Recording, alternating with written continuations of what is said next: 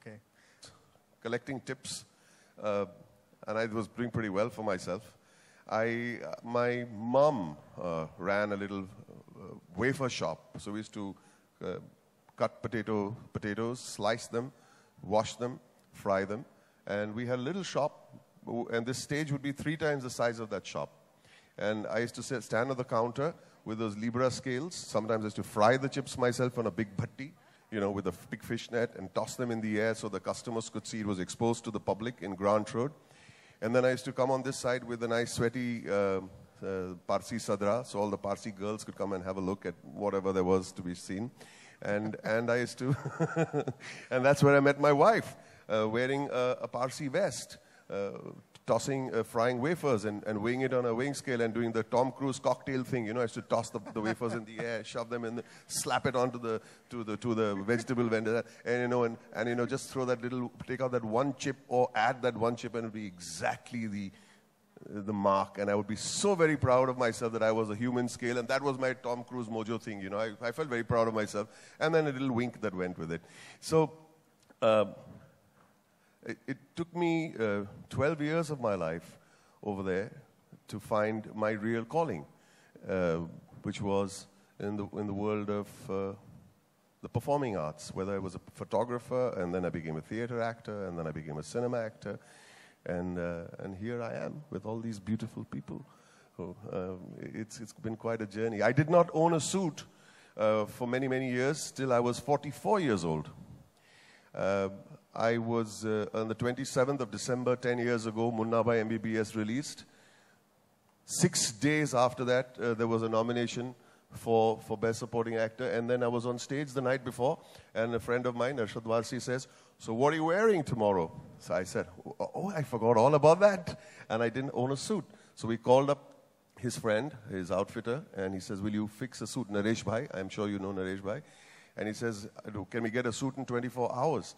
So he says, "No, हम नहीं बनाएगा." किसके लिए? He's saying, "Boman Irani." He's saying, "Boman Irani कौन है?" That's 6 days after the movie release. Saying, "Boman Irani कौन है?" He's saying, "वो मुन्ना भाई." "अरे वो मामू 100% suit बनाएगा." "अच्छा, what about measurements?" He's saying, "नहीं, उसका photo देख के मैं suit बनाएगा."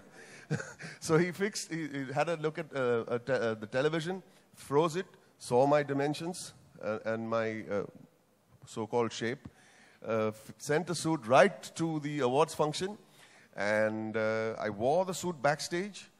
He made it big, because that was the safer way to go. He made it so big and so baggy, but that didn't matter. I had a suit, I fixed the tie, I went on stage, and I got the award. And I looked so dumpy, and I looked so fat, and I looked so ill-fitted. But it didn't matter, because at that point of time, that was the mood I was in. It didn't matter to me at that point. So, here we are. Clearly things have changed. Tell him off, tell him off. Yeah, I think Delhi's got many facets. I mean, I think it's the louder you are, the flashier you are, the more the media covers you. But if you're not so flashy and if you're not so loud, you know, you get covered less. But it doesn't mean to say it doesn't exist. I think Delhi has culture, it's got art, it's got music, it's got design. I mean, of course, our friends are here from Bombay. But we have a considerable number of Delhi people here. And I think it's a terrific place. And there is a whole different side. There are many layers to Delhi. Not just the loud, big wedding. Like Bombay just doesn't have Bollywood. True. And what do you love and what do you find annoying about India's fashion people? I live on intuition, so I think it's my intuition that makes me brave. And the reason I say this is because when I started doing headpieces in India, my friends, my husband, everybody thought I was mental. And I'm slowly now building a business. I know everybody, I mean, a lot of people now want to wear headpieces. So I think that was brave to take that step. But it was intuitive. And what do I like and not like? What do you hate? Hate. What I love about Indian fashion is how we use our culture, how we use our craftsmanship and our heritage. And we've managed to create a business out of it and to create fashion out of it.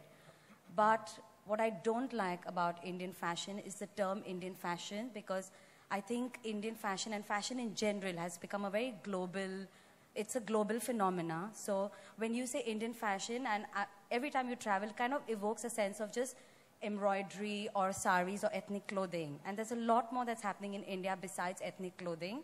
So I think the word Indian fashion should now imbibe an old India, which is our beautiful heritage cultural India, with the new forward India.